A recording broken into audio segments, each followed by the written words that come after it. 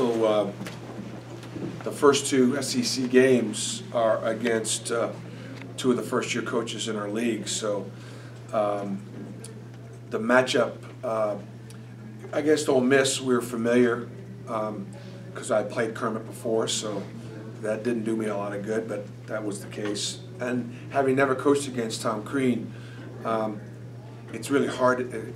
As old and has been around both, as long as both of us have been, and also the fact that we were both in Wisconsin together. When he was at Marquette, I was either in Milwaukee. Never played against each other, so really don't know how it would unfold, how he would react to certain things that we do, and how we would react to certain, schemes that they do. So, even though it's we've had some time to get ready, it's still a short prep, having played at Ole Miss on Wednesday, and so there's only so many things that you think you can do to get ready. I think Tom's already begun to make an imprint with the Georgia program, just even from a perception standpoint. They're drawing now. There's a lot of energy. You could see that he took over a good club with some younger, talented players, guys that were pretty highly recruited, and they're benefiting by the way they're being coached and how they're playing. They've played a tough schedule. They've lost 5 games, and four of those were absolute, no-brainer, tough places to play losses. They had Arizona State beat. Arizona State, of course, beat Kansas. They had them beat. They were up 18 at one point. They lost to Tennessee. They lost to Clemson. They lost at Temple. That's 4 out of their 5 losses. And then Georgia State is probably going to win their league. So they're tested. Big win against Vanderbilt on Wednesday night was a good win for them.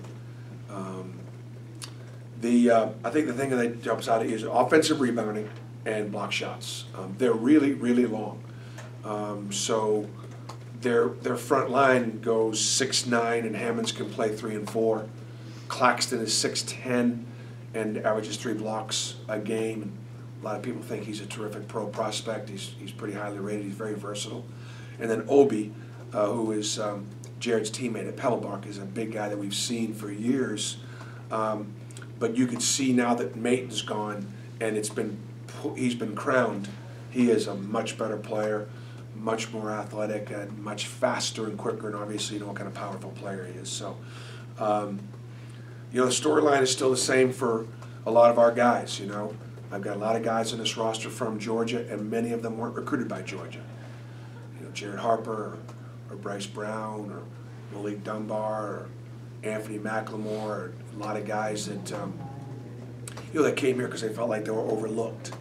And we still, I think, have to play with that chip on our shoulder. We have an opportunity, if we could beat Georgia, to be 3 straight, and haven't done that since 2000. So, again, from a standpoint of trying to make history in one of the longest, going rivalries, it would be good. Students are back. The Jungle will be back.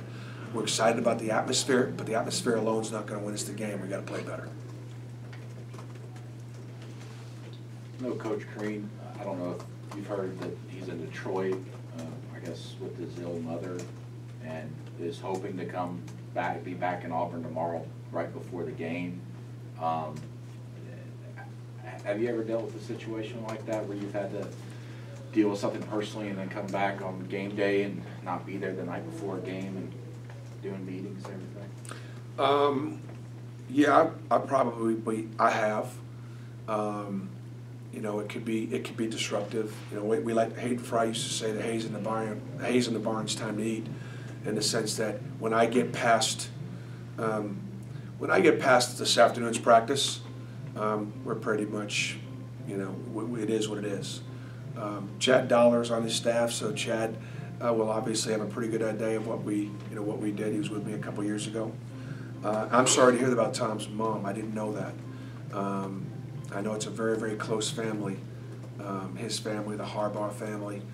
And the first time I ever met Tom, I was an assistant in Iowa back in 1986.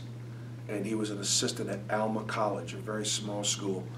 And during my time at Iowa, through his work there in Michigan, where I was extremely impressed with him as an assistant coach. He was able to get on with Judd Heathcote and Tom Izzo and began that trek up the path of assistantship in the Michigan State program. And so I was very familiar with Tom back in Michigan because I was at Iowa at the time. So I'm sorry to hear that about his mother. From watching the game the other night, it looked like first half the ball movement wasn't real good. Then the second half came out and really made a point of emphasis, and then just sort of went away from it late.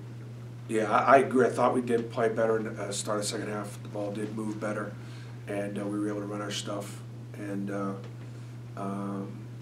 in the first half, the offense, look, the defense, sometimes the defense is better in front of me, like it is in the first half, and the defense is good in the second half away from us. And then the offense can be better in the second half when it's sitting there in front of me, and it's not as good when you're down at the other end.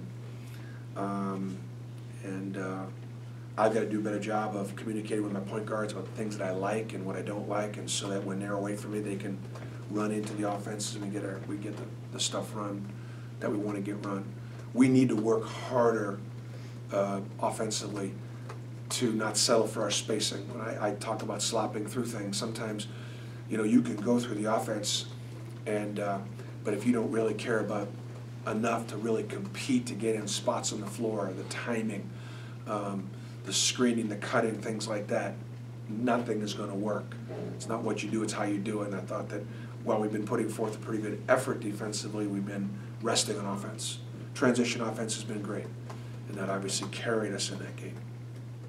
Bruce, last week you talked about how patient Dangel's been, Yeah. and then doesn't play the other night, and he seemed pretty frustrated after the game. Yeah, I think for the first time he demonstrated some frustration after the game, and I would still say that even given that,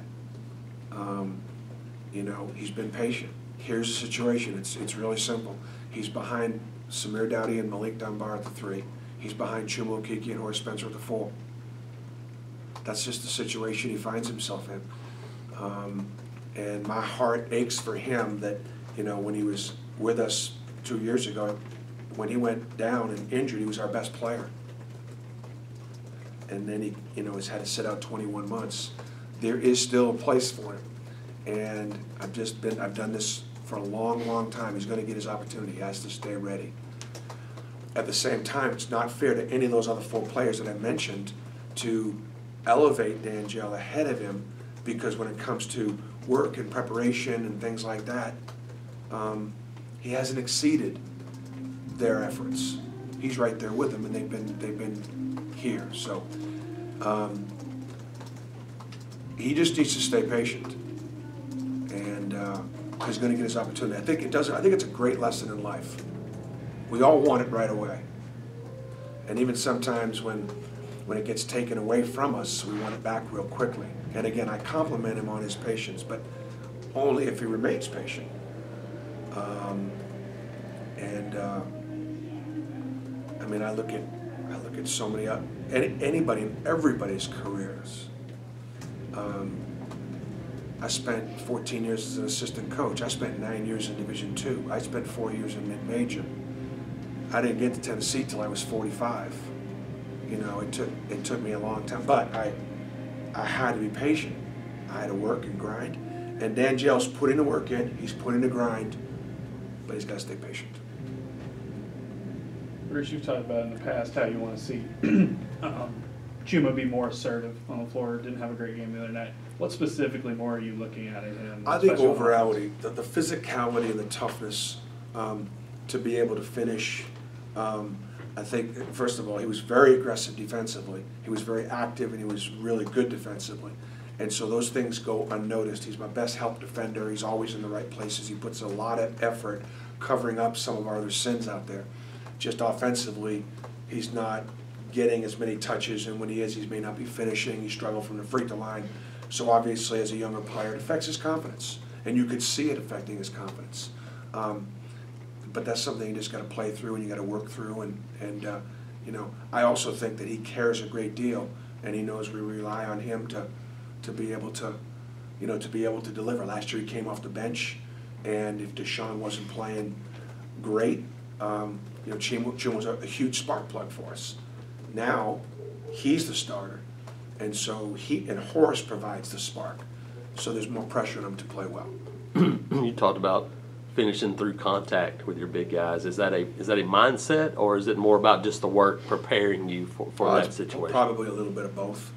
You know, there's going to be contact on both ends, and you know, sometimes when you're on the road, you got to play through contact more, but you just got to be able to score. Don't play for the foul. Play for go make the basket. And so Austin, for example, he got foul line 8 times. He probably could have gotten more, but he was 0 for 5 as far as field goals, you know, 2-point field goals. You know, Chuma only had the 1 and 1. We only had 1 bucket, you know, at that position. So we got to get in there to him, do a better job of getting to him, and a better job of scoring through contact.